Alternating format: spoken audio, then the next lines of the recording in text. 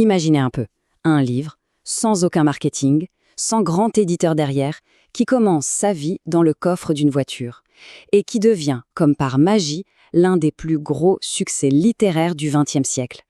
Ce livre, c'est La prophétie des Andes. Et son histoire, croyez-moi, est presque aussi folle que les secrets qu'il prétend nous révéler.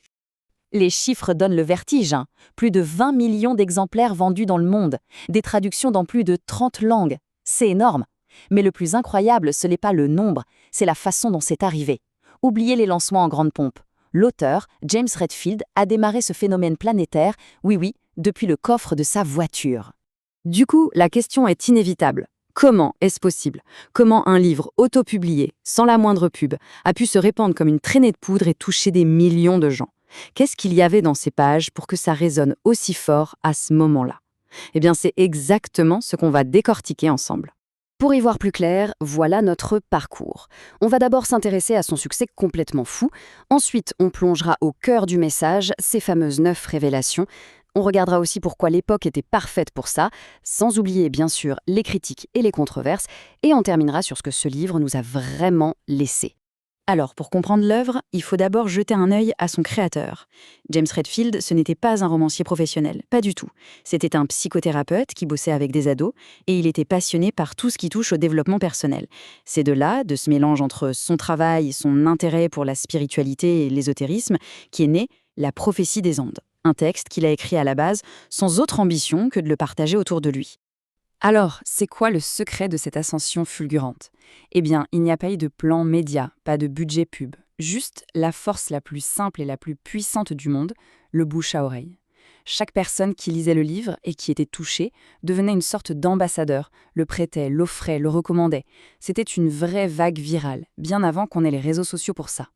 La preuve que les idées fortes, parfois, n'ont pas besoin d'argent pour voyager. Mais bon, un succès pareil, ça ne s'explique pas juste par le bouche à oreille. Il faut que le contenu soit à la hauteur. Alors, qu'est-ce qui a bien pu créer une telle ferveur dans les pages de ce livre? La réponse, elle est dans son format super malin.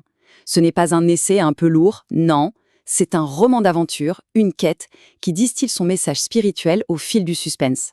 L'histoire nous embarque direct au Pérou, sur les traces d'un manuscrit mystérieux qui aurait été écrit 600 ans avant notre ère. Et ce texte ancien contiendrait 9 révélations, 9 clés pour comprendre le monde et guider l'humanité vers un nouvel état de conscience. En fait, l'aventure du héros, c'est une métaphore de notre propre cheminement intérieur. La toute première révélation, c'est sans doute la plus connue, la synchronicité. L'idée est simple, le hasard n'existe pas. Chaque rencontre un peu bizarre, chaque coïncidence, tout ça, ce sont en fait des messages, des panneaux indicateurs sur notre route. C'est un concept qui rappelle beaucoup les travaux du grand psychologue Carl Jung et qui nous invite à regarder notre quotidien avec un œil complètement neuf. Et le voyage continue étape par étape. Une fois qu'on est attentif aux coïncidences, le livre nous apprend à percevoir les champs d'énergie qui nous entourent, une idée qu'on retrouve partout, que ce soit le Qi en Chine ou le Prana en Inde. Ensuite, les révélations nous aident à comprendre les jeux de pouvoir dans nos relations, à décrypter nos schémas d'enfance, pour finalement nous amener à une vision plus large. Notre rôle dans une grande transformation collective, c'est présenté comme une vraie feuille de route pour l'éveil spirituel. Une idée, même géniale, a besoin d'un bon terreau pour pousser. Et pour La prophétie des Andes, le timing n'était pas juste bon, il était absolument parfait. Pour vraiment comprendre l'ampleur du phénomène, il faut faire un petit retour en arrière, au début des années 90. Le livre sort en 1993, mais son succès, en fait, il s'est préparé pendant 20 ans. Dès les années 70, le mouvement New Age avait commencé à populariser un mélange de spiritualités orientales, de psychologie, d'ésotérisme. Le public était prêt. Il y avait une vraie soif de spiritualité plus personnelle, moins rigide, et La prophétie des Andes est arrivée pile au bon moment pour étancher cette soif. Et il y a un autre facteur qui est crucial, l'espoir. À l'approche de l'an 2000, l'ambiance était assez angoissée avec plein de prophéties de fin du monde. La prophétie des ondes a pris le contre-pied total de ça. Son message, ce n'était pas la fin, mais le début de quelque chose. Pas une apocalypse, mais une évolution de la conscience.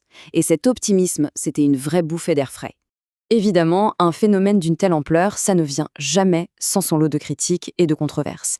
Et c'est important de les regarder en face pour avoir une vision complète du tableau. Le point le plus sensible, c'est la base même de l'histoire. Le fameux manuscrit ancien qui daterait de 600 avant Jésus-Christ, c'est une pure invention de l'auteur.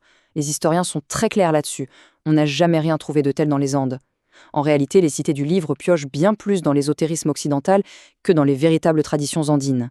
Et du côté des critiques littéraires, on ne peut pas dire qu'ils aient été tendres. Le style d'écriture a souvent été jugé un peu simplet, les dialogues pas très naturels.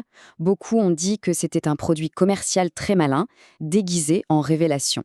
Une sorte de fast-food de la spiritualité, qui simplifie des idées complexes pour les rendre faciles à digérer. Bon alors, si on met de côté les critiques, qu'est-ce qui reste de la prophétie des Andes aujourd'hui? Eh bien, qu'on aime ou qu'on n'aime pas, son héritage est en fait immense. Il a vraiment marqué le paysage spirituel de notre époque. Cet héritage, on le voit à plusieurs niveaux. D'abord, le livre a rendu des concepts comme la synchronicité hyper populaires. Il a aussi, en quelque sorte, créé un genre littéraire, le roman initiatique moderne, qui a été copié des dizaines de fois depuis. Mais son impact le plus fort, c'est peut-être celui-là. Pour des millions de gens, ça a été la porte d'entrée, le déclic qui a lancé une quête de sens en dehors des religions traditionnelles. Au final, le mystère reste entier. Alors, la prophétie des Andes, une véritable révélation spirituelle capable de nous guider, ou un coup de génie marketing qui a su parfaitement capter l'aise du temps?